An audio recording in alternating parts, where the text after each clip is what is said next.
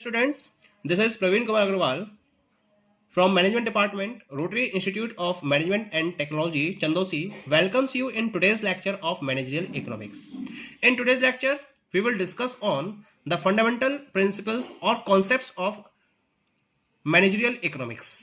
Managerial economics में हम आज के टॉपिक में उसके फंडामेंटल्स प्रिंसिपल्स या कॉन्सेप्ट्स को डिस्कस करेंगे.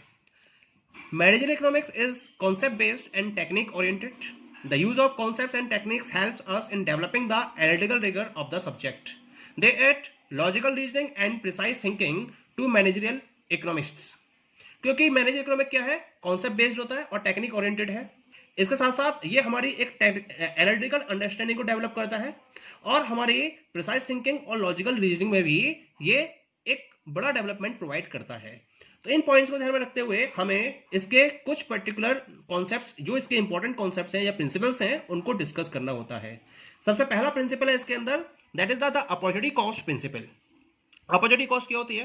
पहले हम बात करेंगे जो रिसोर्सेज की अवेलेबिलिटी के बारे में. हम पहले भी स्टडी कर चुके हैं. रिसोर्सेज क्या होते हैं? स्कार्स होते हैं, लिमिटेड होते हैं और उनकी लिमिटेशन की वजह से हम सारी की सारी कमोडिटीज को एक साथ प्रोड्यूस नहीं कर सकते. या हम एक प्रोड्यूसर की बात करते हैं, अगर उसे प्रोजेक्ट्स में इन्वेस्ट करना है क्योंकि उसके पास रिसोर्सेज लिमिटेड है तो एक साथ बहुत सारे प्रोजेक्ट्स में इन्वेस्ट नहीं कर सकता. मान लीजिए उसके पास ऑप्शंस हैं 3 प्रोजेक्ट के, तो वो क्या करेगा, उनमें से किसी एक प्रोजेक्ट को ही सेलेक्ट करके उसमें इन्वेस्टमेंट करेगा. बाकी 2 को क्या करना पड़ेगा, उसे बाकी 2 को उससे रिजेक्ट करना पड़ेगा या उसे उनको भूल जाना होगा. ठीक है. Same is with the commodities also. So we have to forego the production of another commodity. That is clear. To get something, it is costing us the opportunity to produce the another commodity. यानी कि अगर एक commodity हम produce कर रहे हैं तो दूसरी कमोडिटी का प्रोडक्शन हम नहीं कर सकते, हमें उसको क्या करना पड़ेगा, हमें उसको भूल जाना होगा. This alternative which is foregone is called opportunity cost. इसका मतलब जो ऑल्टरनेटिव को हम सैक्रिफाइस करते हैं एक ऑप्शन को सेलेक्ट करने में, तो उसकी जो कॉस्ट है that cost is known as the opportunity cost. तो दैट इज क्लियर. यानी कि अगर 2 प्रोजेक्ट ए और बी हैं और प्रोड्यूसर को उनमें से किसी एक प्रोजेक्ट को सेलेक्ट करना है, मान लीजिए कि वो प्रोजेक्ट ए को सेलेक्ट करता है, तो जो प्रोजेक्ट बी की कॉस्ट होगी वो क्या कहलाएगी, उसके लिए अपॉर्चुनिटी कॉस्ट कहलाएगी. इसका मतलब जो अपॉर्चुनिटी कॉस्ट का कॉन्सेप्ट है उसमें हमें 3 पॉइंट्स को फोकस करना होता है. पहला पॉइंट है the calculation of opportunity cost involves the measurement of sacrifice. यानी कि अपॉर्चुनिटी कॉस्ट में हम सैक्रिफाइस की कॉस्ट को सैक्रिफाइस को मेजर करते हैं. सैक्रिफाइस को मेजर करने के बाद जो सैक्रिफाइस है उसको हम वो कैसा होना चाहिए, वो मॉनेटरी टर्म्स में होना चाहिए, यानी कि मनी के टर्म्स में होना चाहिए. And third point is the opportunity cost is termed as the cost of sacrificed alternative. यानी कि जो सैक्रिफाइस्ड ऑल्टरनेटिव की कॉस्ट है वो अपॉर्चुनिटी कॉस्ट कहलाती है. Clear? This is known as the opportunity cost concept. Now come to the incremental principle. क्या कहता है incremental principle? incremental principle में 2 concepts को focus किया जाता है. पहला है incremental cost और दूसरा है incremental revenue. incremental cost का मतलब होता है change in total cost और incremental revenue का मतलब होता है change in total revenue due to any of the decision of the firm. Firm ने अगर कोई भी डिसीजन लिया और उसकी वजह से अगर रेवेन्यू में चेंज होता है तो वो कहलाएगा इंक्रीमेंटल रेवेन्यू, और अगर कॉस्ट में कोई चेंज होता है तो वो कहलाएगा इंक्रीमेंटल कॉस्ट, यानी कि इंक्रीज होना चाहिए. क्लियर? अब इंक्रीमेंटल प्रिंसिपल ये कहता है कि कोई भी इन्वेस्टमेंट डिसीजन प्रॉफिटेबल होगा कब, जब इंक्रीमेंटल रेवेन्यू इंक्रीमेंटल कॉस्ट से ज्यादा हो. यानी कि रेवेन्यू में जो इंक्रीज हुआ वो कॉस्ट के इंक्रीज से ज्यादा है, तब वो इन्वेस्टमेंट डिसीजन या वो डिसीजन प्रॉफिटेबल होगा. दूसरा, it decreases some cost to a greater extent than it increases others. यानी कि एक तरफ तो रेवेन्यू में इंक्रीज हो रहा है और दूसरी तरफ कॉस्ट में डिक्रीज हो रहा है, लेकिन कॉस्ट में जो डिक्रीमेंट है वो ज्यादा है रेवेन्यू में इंक्रीमेंट के मुकाबले, तो भी वो प्रॉफिटेबल सिचुएशन है. तीसरा केस, it increases some revenue more than it decreases others. ये क्या कर रहा है, रेवेन्यू में इंक्रीमेंट कर रहा है, कॉस्ट बहुत कम डिक्रीज हो रही है लेकिन रेवेन्यू ज्यादा इंक्रीज हो रहा है, तो भी प्रॉफिटेबल है. और चौथा है, it reduce cost more than revenues. Revenue में अगर थोड़ा सा चेंज हो रहा है लेकिन कॉस्ट में रिडक्शन ज्यादा हो रहा है, तो भी ये डिसीजन क्या है, प्रॉफिटेबल है. तो this is all about the incremental principle. Okay, the next principle is discounting principle and time horizon. तो यह 2 प्रिंसिपल हमें एक साथ स्टडी करने हैं. पहला टाइम हॉरिजन प्रिंसिपल है और दूसरा है डिस्काउंटिंग प्रिंसिपल. तो क्या कहते हैं दोनों प्रिंसिपल, जिन्हें हम एक प्रिंसिपल मान के चलते हैं. as any investment reaps the benefits after a certain period of time. This makes it essential to assess the present value of the future gains by discounting it with the opportunity cost of the safe rate of interest. क्योंकि हमें पता है आज हमने जो invest किया है उसका बेनिफिट हमें क्या मिलेगा, एक पर्टिकुलर पीरियड के बाद मिलेगा। हमने कोई भी बिजनेस स्टार्ट किया तो उसका प्रॉफिट हमें एक पर्टिकुलर पीरियड ऑफ टाइम के बाद ही मिलना शुरू होता है, लेकिन हमारा इन्वेस्टमेंट तो आज हो ही गया, हमारा पैसा तो आज खर्च हो गया। इसका मतलब हमें क्या करना पड़ता है, हमें जो फ्यूचर गेन हमें करने हैं उनकी प्रेजेंट वैल्यू को हमें डिस्काउंट करना होता है with a safe rate of interest. That is the point. Okay, ये भी एक कॉमन नॉलेज है कि आज 1000 रुपए की जो वैल्यू है, आज से 5 साल बाद अगर मैं 1000 रुपए की वैल्यू को काउंट करूंगा तो वैल्यू क्या हो जाएगी, कम हो जाएगी। क्यों कम होती है, क्यों?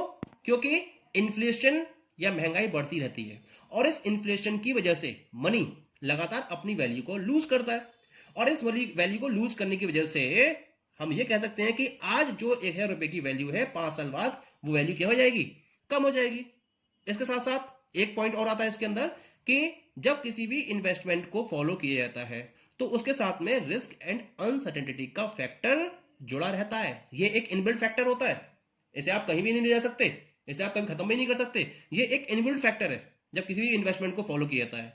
क्यों है? क्योंकि अगर प्रोजेक्ट फेल हो गया तो जो पैसा उसमें लगाया गया है वो खत्म हो जाएगा और वो कभी वापस लौट कर नहीं आएगा, कभी रिटर्न नहीं आएगा उसका वापस।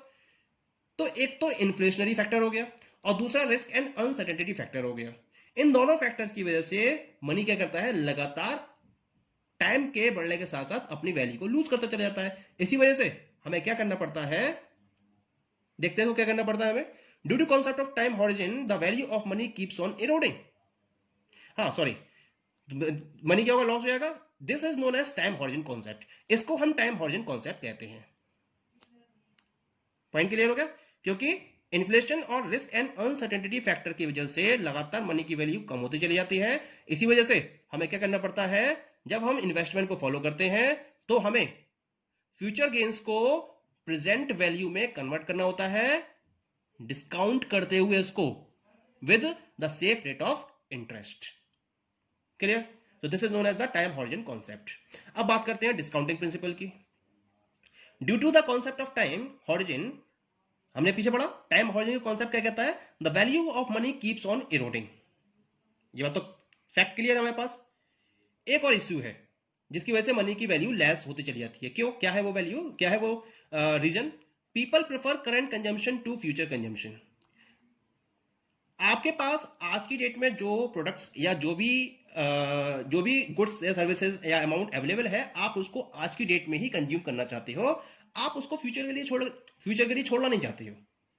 यानी कि present consumption is preferred than future consumption. This is the habit of the person.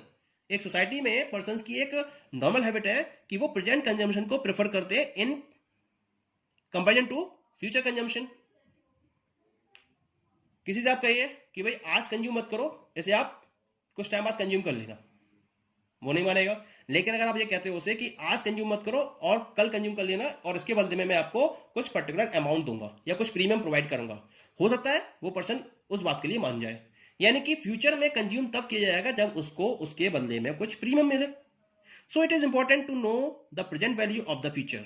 इसी वजह से हमें क्या करना पड़ता है, फ्यूचर फ्लो ऑफ मनी की प्रेजेंट वैल्यू को कैलकुलेट करना पड़ता है।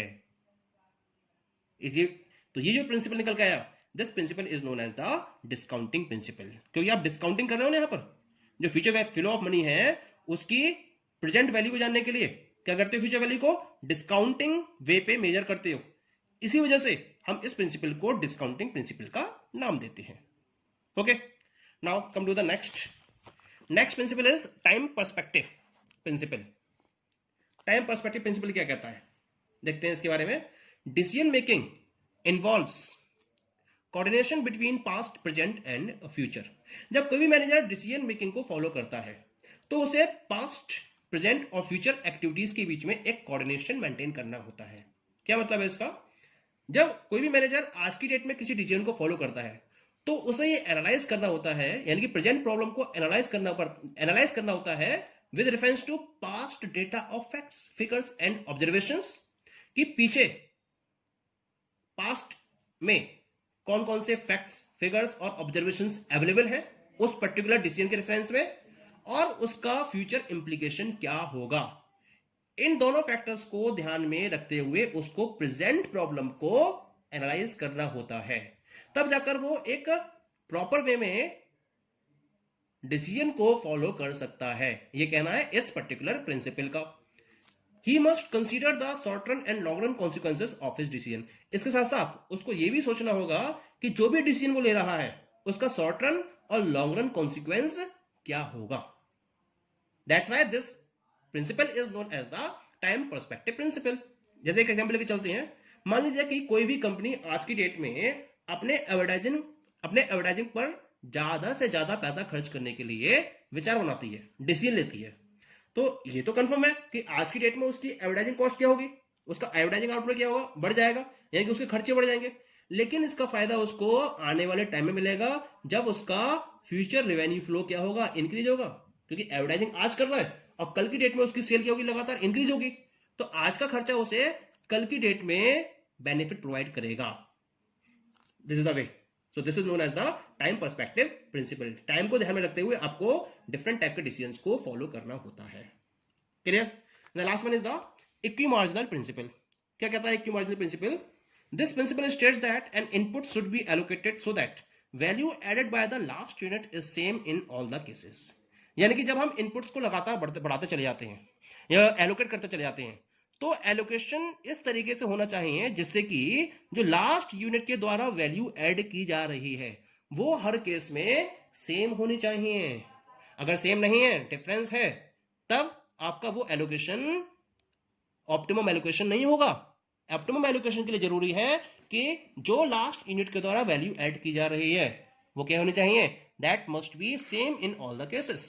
This generalisation is popularly called इक्विमार्जिनल।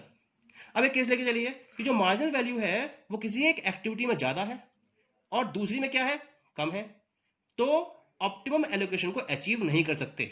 ये कब अचीव करेंगे, जब हम यूनिट्स को शिफ्ट करेंगे from low marginal value activity to high marginal value activity.